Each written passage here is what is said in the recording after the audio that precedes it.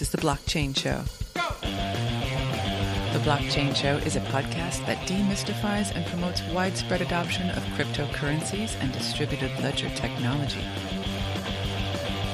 You're listening to episode number 89 with Sam Rusani from ShipChain. Sam Rusani, I'm the Chief Revenue Officer of ShipChain, a blockchain-based technology company that's redefining and disrupting the whole transport and logistics industry. We started ShipChain about a year ago, year and a couple of months.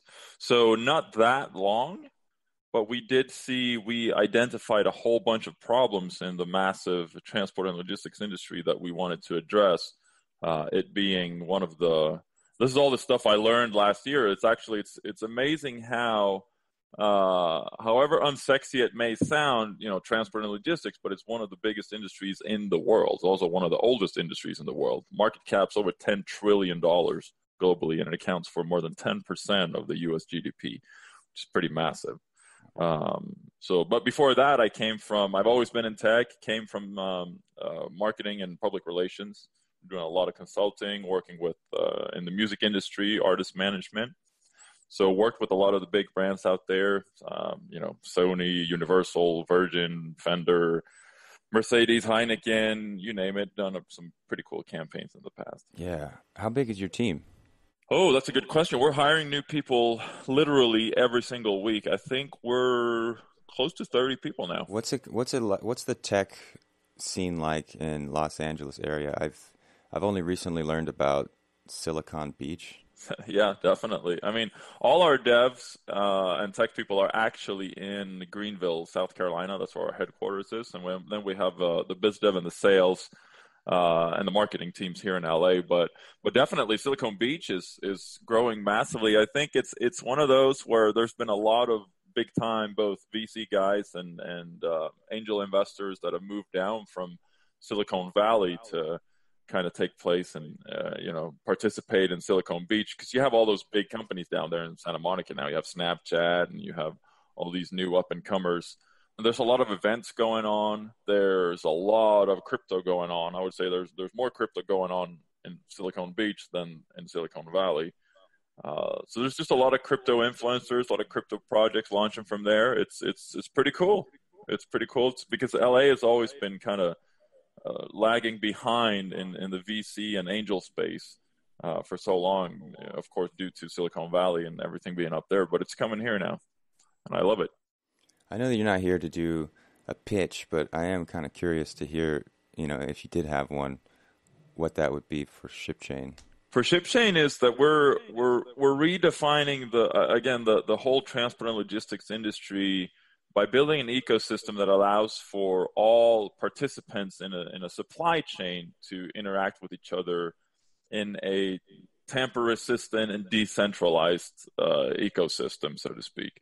To explain it in an easier way is that, so we identified a couple of main problems. See, the supply chain industry or the transport and logistics industry is extremely fragmented, and the problems are that one of the biggest one is that there's no unified tracking and tracing system, right? So if, let's say, you're ordering a container full of stuff from Asia that goes to wherever, LA or Detroit or whatever it is, right? It usually goes on, a truck or rail from the factory over there to the port, and then from the port on a ship, and then it goes to the port here, and then it takes, it's taken off there to maybe rail, and then a truck, and then it's just all these different. It's called intermodal when the container shifts transportation medium, so to speak. And usually a container that goes internationally goes through anywhere between 3, 4, 5 up to 14, 15 different tracking systems. And of course, they don't share data, and it gets really fragmented. And what happens is that either people hire a broker to try and keep track of all this, that's usually going to add, up to 30, 50% on your cost, or you have to hire separate, supply chain people to kind of keep track of it. This leads to, of course, that the data is not being shared. It's so fragmented. It leads to the fact that a lot of stuff just disappears, right? Because nobody knows where it goes or where it is, or or there's massive delays. Just in the US, for example, there's more than $30 billion worth of theft reported every year. This is just a low number because, companies don't want to report that their goods are being stolen because, they don't want to damage their integrity, etc. So it's a pretty serious problem. So that's what we're trying to solve by adding a layer of blockchain, because a blockchain layer will make it a lot easier to kind of pinpoint where all this is happening, because as stuff happens on the blockchain, everything is auditable. That's the main thing about it. And then we have, we have a couple of different platforms launching. There's the front end platform where you'll be able to go in and just book. Let's say you have a container or 10 or 100, doesn't matter. It's going from point A to point B, and then the platform will automatically calculate the best route and the best companies to use for that way. And then our enterprise solution is that if you already have a massive supply chain, like let's say you're one of the guys companies we're doing a pilot with right now is Purdue Farms, right? They're the largest distributor of organic chicken and grain in the U.S. With a revenue of about, I think, $7.5 billion a year. They already have a massive supply chain. So a company like that could integrate directly with with the smart contracts we have on the blockchain and not use our front end thing. That was kind of a long explanation there, but I thought it kind of covered what we have there. Yeah. So who are what are some potential other spaces that you could potentially disrupt with your tech? Well, we are specifically designed to only work within transport and logistics, but I mean, blockchain technology in itself and what we're doing, I mean, it could go into, I mean, we're seeing fintech being massively disrupted, banking, insurance, all that stuff. We have anything that has a intermediary, like a middleman. I always say get ready to get disrupted, because that's what blockchain tech is doing. But ShipChain itself is we're definitely in transport and logistics, and of course we're working with different, we have our Purdue with organic chicken and grain, and then we partner with K-Stack that do about 1 million loads a year, transporting goods for the likes of Target and Walmart and Amazon and Purdue and all these different clients. But any company with a massive supply chain, be it in, it could be a retail, fashion, oil, water, batteries, gaming, TVs. I mean, whatever it is, really would benefit from this solution. So anything that is already made and needs to get moved, you're saying you can streamline the process. Yeah, exactly. I mean, I always say we're building a legacy company here, because even if you're teleporting stuff in 100 years, you're still going to have to verify that stuff actually arrived in its original version, so to speak, right? But we're not there yet. But yeah, anything that needs to be moved, containers full of disks or games or consoles or whatever.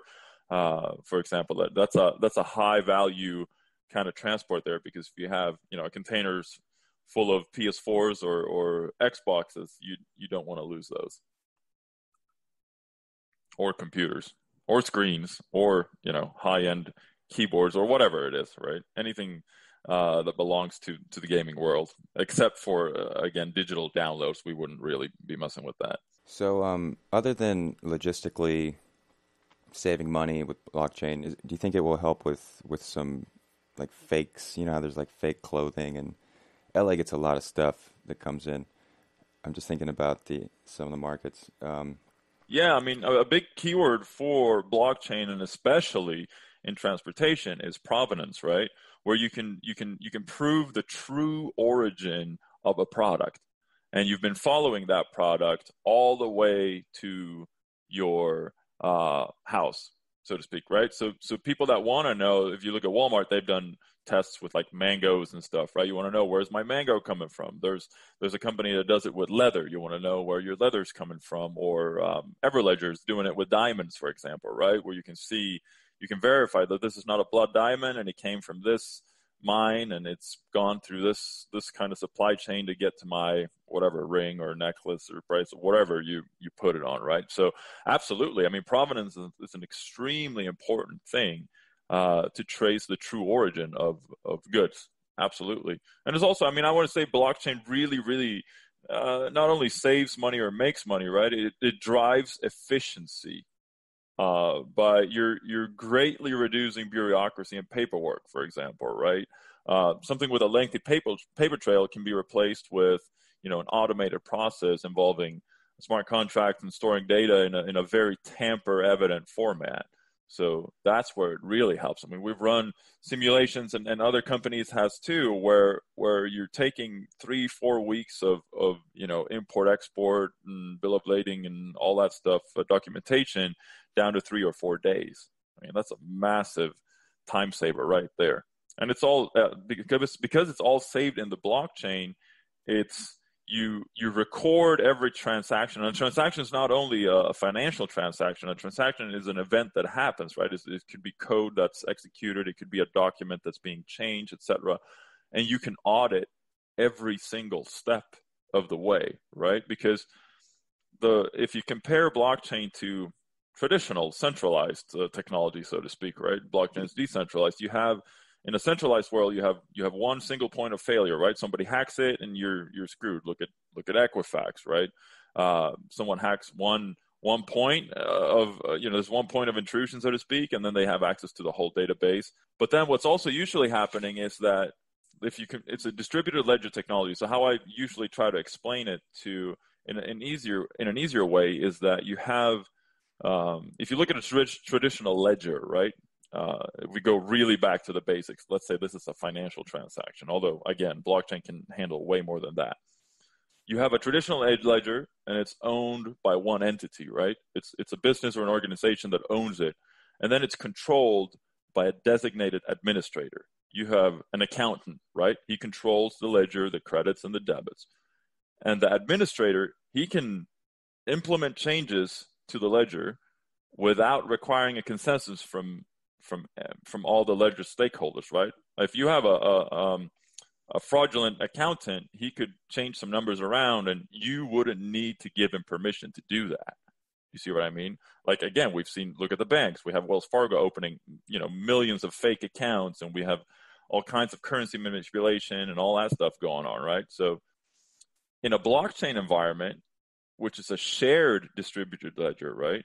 You have a network of shareholders, and you can't update it. Only one admin can update it. It can only be updated with the agreement or the consensus of the whole network.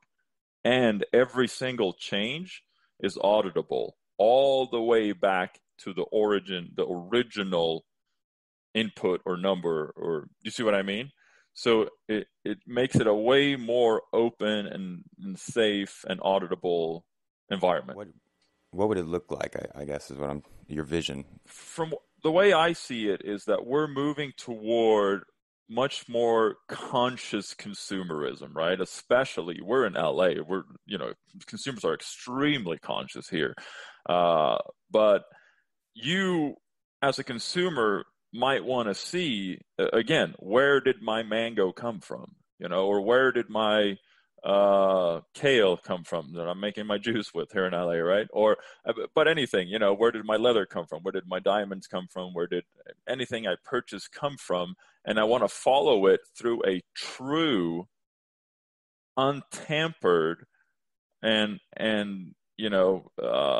publicly verified, I would say, way, so I know that this organization is not lying to me. It's not. I don't have a blood diamond in my hand. You see what I mean? Because I can follow it all the way back to its origin, and that's, again, with any kind of goods that you buy. I see that in the future, more and more consumers are going to become much more conscious about what they buy and where it's from, etc. We're seeing this a lot in Europe too. So yeah, that's definitely. I think it definitely helps on a consumer level as well. Yeah, that's interesting. You mentioned that. I wanted to switch over to ICO Land a little bit. We talk a lot about ICOs on this show, but we never really break them down, I feel like they're kind of complicated to participate in, and most, everyday person doesn't really know how to join one. Or are you guys planning on doing something like that, or are you just in the private sale mode? No, so we already closed out. We never got to an ICO. It was planned, but we sold out in the private sale. So we raised $30 million before we hit ICO. Yeah, so that was put together in a way that it was just we never made it to an ICO, and we had to cancel it. But it was all. I mean, if you're asking about. Let's take your questions first, because I can see that it's it might sound slightly complicated for people to either participate, or the people that wonder how is it actually done. Do you see what I mean? Yeah, it seems like it's changing quite a bit. I know that some companies are not even doing ICOs in certain countries. Do you feel like America's behind in general in terms of regulating these sort of things? Like, does the SEC, should they even have jurisdiction over technology, or do you feel like we need more regulation? That's a very good question.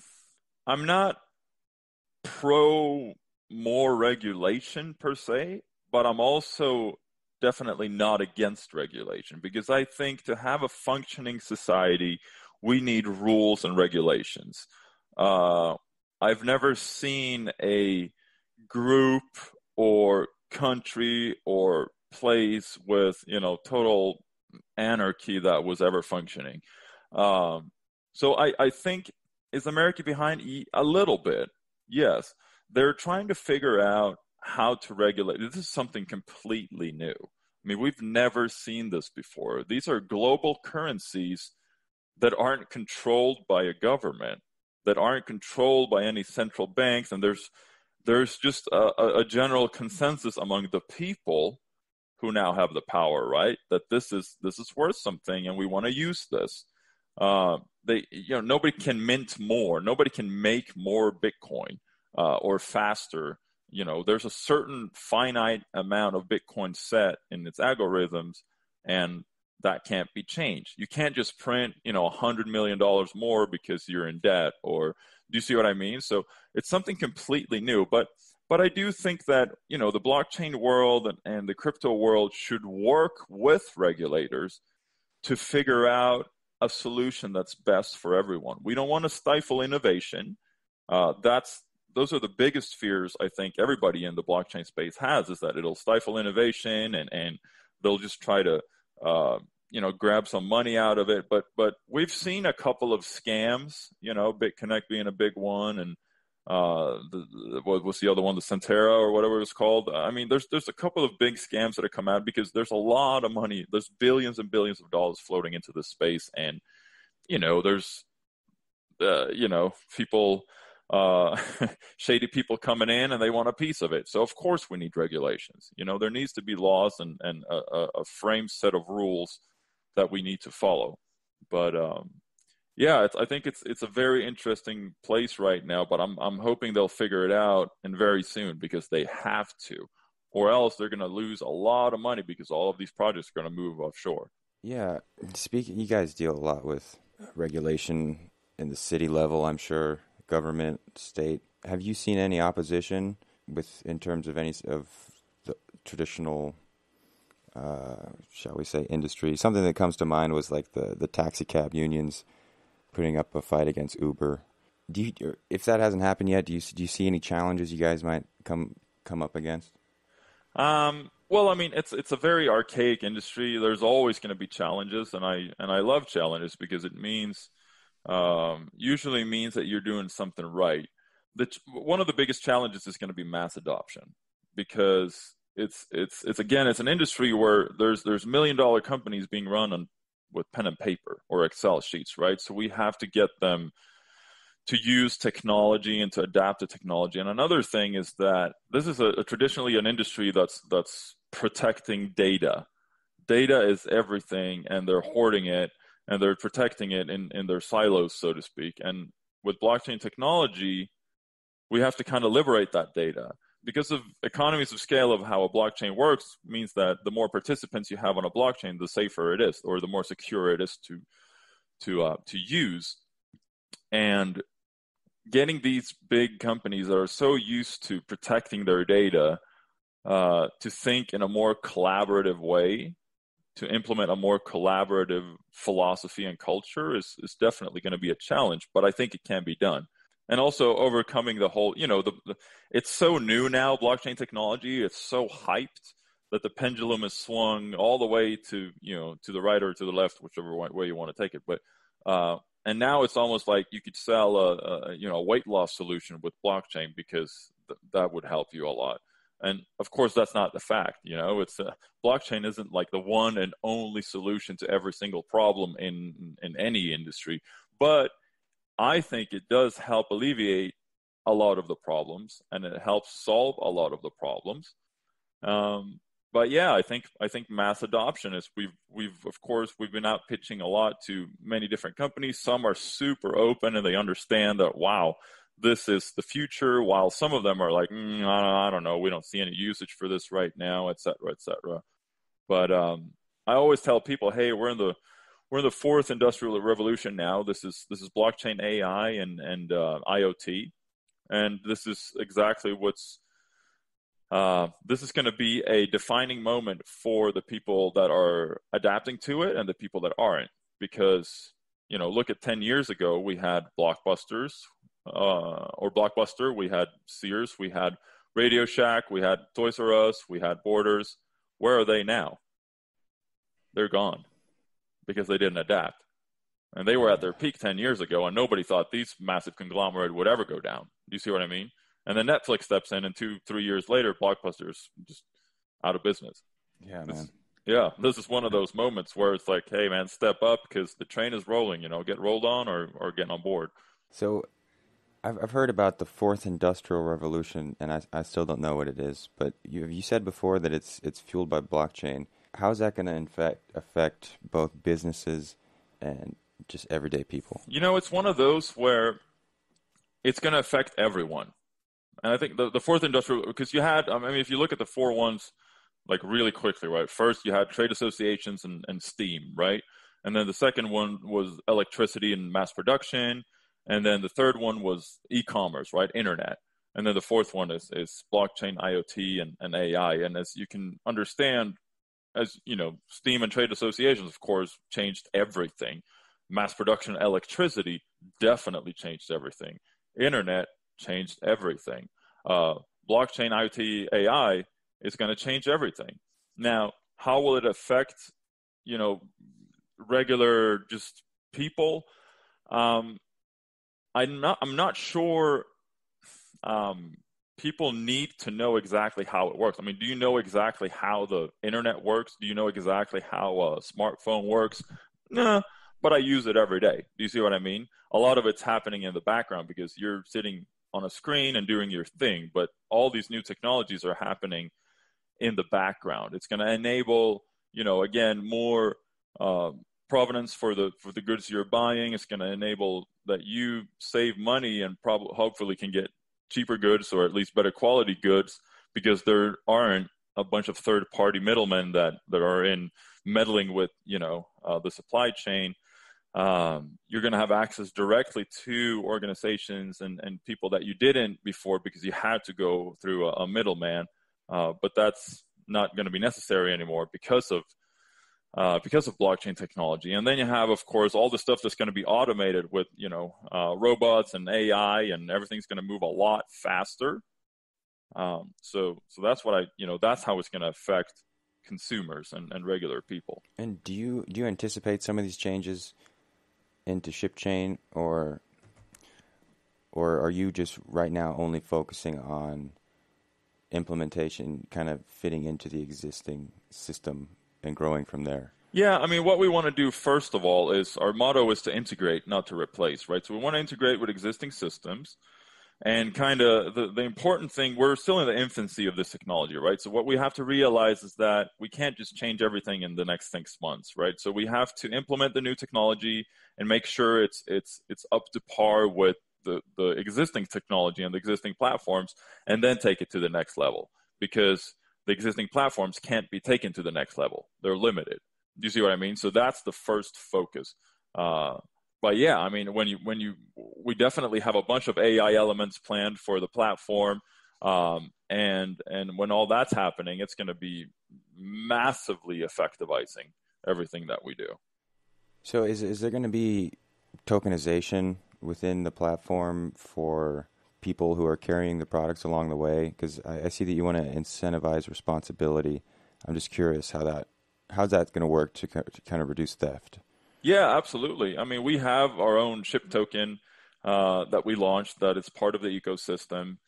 And how it's used is that, of course, payment transactions, et cetera, are settled in ship token, but we also accept fiat, of course. Then we have a driver reward system where truck drivers are rewarded for proper reporting, for driving safe, driving the amount of hours you're supposed to drive and not more, not driving too fast, reporting and making sure that stuff's delivered on time, et cetera.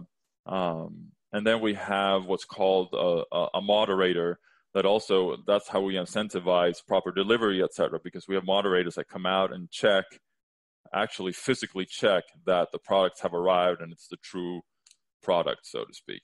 So everybody's incentivized to use the ecosystem because it benefits the ecosystem. So you mentioned you're still building the team. Is there any positions in particular, anybody who's listening who might be able to help you that you're looking for?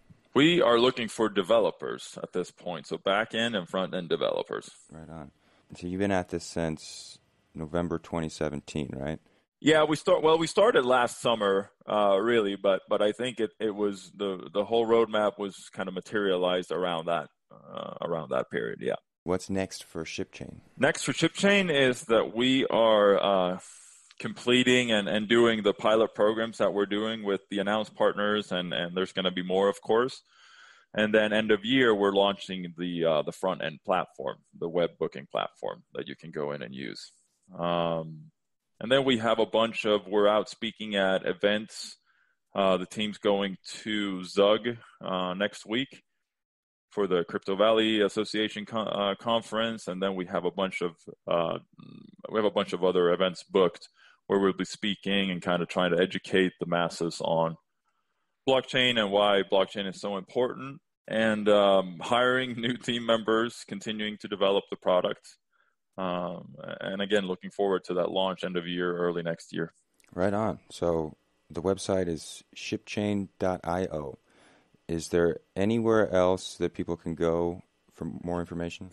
Yeah, we're very active on social media. So Twitter, it's at ShipChain, or if you want to follow me, it's at Sam Rusani. And also our Telegram group, you can find it on the website, shipchain.io. We have over 30,000 very active members. Wow, okay. Well, it's been a really good talk so far. I mean, there's a lot more we could talk about, so hopefully in the future, after you scale up a little bit, maybe we can chat again. Yeah, absolutely. Maybe even meet. I know you were local. Yeah, definitely. Cool. Well, thank you so much for your time, Sam. Real pleasure. Yeah, thank you so much. Likewise, thank you. Are you looking for an easy way to buy Bitcoin or Ether on a safe, secure platform? Coinbase is the easiest place to buy and sell digital currencies. Sign up today as a friend of the Blockchain Show, and if you buy or sell $100 of Bitcoin or more, you'll earn $10 of free Bitcoin for yourself and $10 of Bitcoin to support this show. Join now using the link in this episode's show notes at theblockchainshow.com.